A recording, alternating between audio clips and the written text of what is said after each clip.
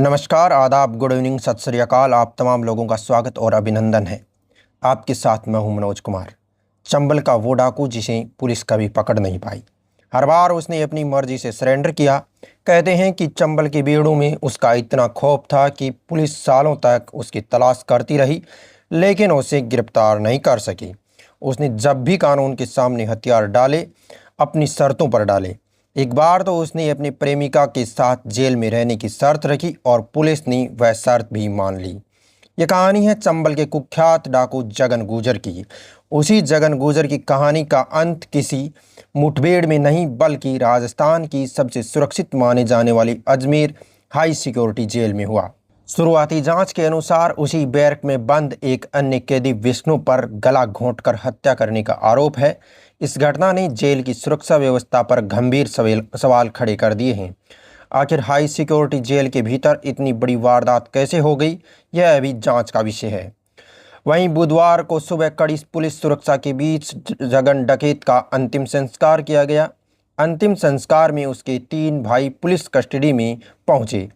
अब आइए एक नज़र डालते हैं डाकू जगन गुजर के आपराधिक रिकॉर्ड पर।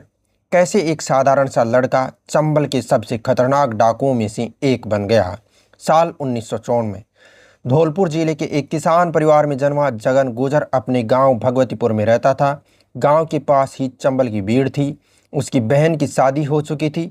इसी दौरान जमीन के विवाद को लेकर 2 पक्षों के बीच खूनी संघर्ष हुआ और इस झगड़े में जगन के जीजा की हत्या कर दी गई। जीजा की हत्या ने जगन को भीतर तक झकझोर दिया। उसने बदला लेने की ठान ली।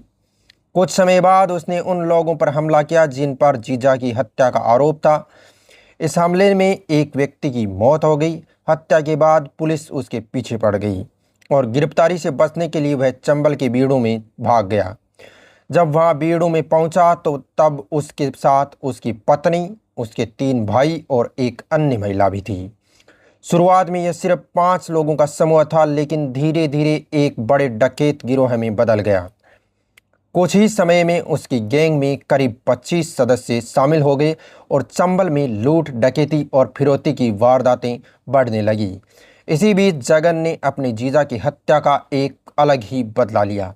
उसने ऐलान कर दिया कि जिस गांव भगवतीपुरा में उसके जीजा की हत्या हुई, वहां अब कोई शादी नहीं होगी। उसने धमकी दी कि न बारात आएगी और न किसी बेटी की डोली उठेगी। जगन का आतंक इतना था कि गांव के लोग अपनी बेटियों और बेटों की शादियां दूसरे गांव और शहरों में जाकर करने लगे। कहा जाता है कि 1994 से 2004 तक लगभग 10 साल तक भगवतीपुर में कोई शादी नहीं हुई। करीब 10 साल बाद पहली शादी उसके अपने भाई की बेटी की हुई, जिसे जगन अपनी बेटी की तरह मानता था। उधर चंबल में उसका आतंक बढ़ता जा रहा था। साल 2001 में पुलिस मुठभेड़ के दौरान उसकी प्रेमिका घायल हो गई। जगन उसे इलाज के लिए अस्पताल लेकर पहुंचा, लेकिन किसी ने पुलिस को सूचना दे दी।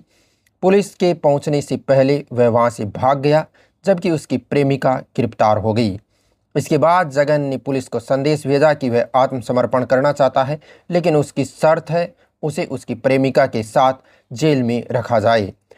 जगन की तलाश में परेशान पुलिस ने उसकी शर्त स्वीकार कर ली। उस समय धौलपुर के एसपी बीजू जॉर्ज जोसेफ के सामने जगन गुजर ने आत्मसमर्पण किया और उसे जेल भेज दिया गया। साल 2007 में वह जमानत पर बाहर निकल कर आया। बाहर आते ही उसने फिर से अपराध की दुनिया में कदम रख दिया और डकैती की वारदातें शुरू हो गई। फिर आया साल 2008, जब राजस्थान में गुर्जर आरक्षण आंदोलन अपने चरम पर था। उस समय राज्य में वसुंधरा राज्य की सरकार थी। जगन गुजर भी इस आंदोलन में कूद पड़ा और अपने इलाके में गुर्जर समाज को संगठित करने लगा। जब उसे लगा कि सरकार आंदोलन को दबाने की कोशिश कर रही है, तब उसने एक ऐसा ऐलान किया जिसने पूरे राजस्थान में हड़कंप मचा दिया। उसने धमकी दी कि अगर गुर्जरों की मांग नहीं मानी गई तो धौलपुर स्थित वसुंधरा राज्य के महल को बम से उड़ा दिया जाएगा। धमकी मिलते ही राजस्थान, मध्य प्रदेश और उत्तर प्रदेश की पुलिस सक्रिय हो गई। चंबल के बीड़ों में बड़े पैमाने पर सर्च ऑपरेशन चलाया गया, लेकिन जगन फिर भी हाथ नहीं आया। महल की सुरक्षा बढ़ा दी गई और आखिरकार राजस्थान पुलिस ने उस पर 11 लाख रुपए का इनाम घोषित कर दिया। साल 2009 में राजनीतिक परिस्थितियां बदली, सरकार बदल चुकी थी और गुर्जर आरक्षण आंदोलन भी शांत हो गया था। 13 जनवरी 2009 को जगन्नाथ मेले में तत्कालीन केंद्रीय मंत्री सचिन पायलट, जो मेले में मुख्य अतिथि के तौर पर पहुंचे थे, उनको जगन ने संदेश भिजवाया कि वह आत्मसमर्पण करना चाहता है। आखिरकार 30 जनवरी 2009 को उसने अपनी पूरी गैंग के साथ आत्मसमर्पण कर दिया। इसके बाद उसे फिर जेल भेज दिया गया। इसके बाद उसकी कहानी खत्म नहीं हुई। साल 2018 में उसने एक बार फिर आत्मसमर्पण किया।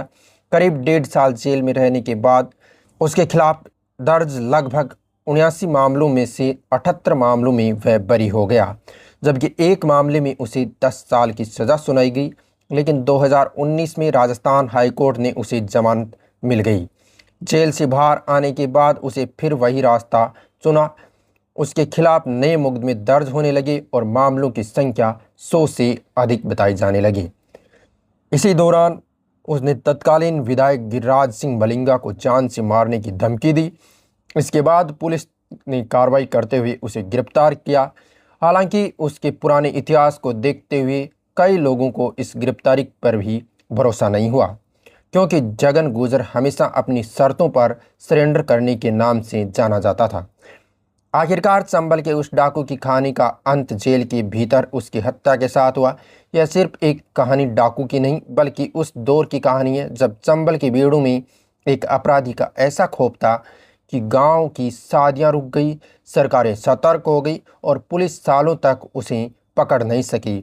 विडंबना यह रही कि जिसे पुलिस कभी गिरफ्तार नहीं कर पाई, उसने हर बार अपनी मर्जी से सरेंडर किया। ये थी डाकू जगन गुर्जर की कहानी।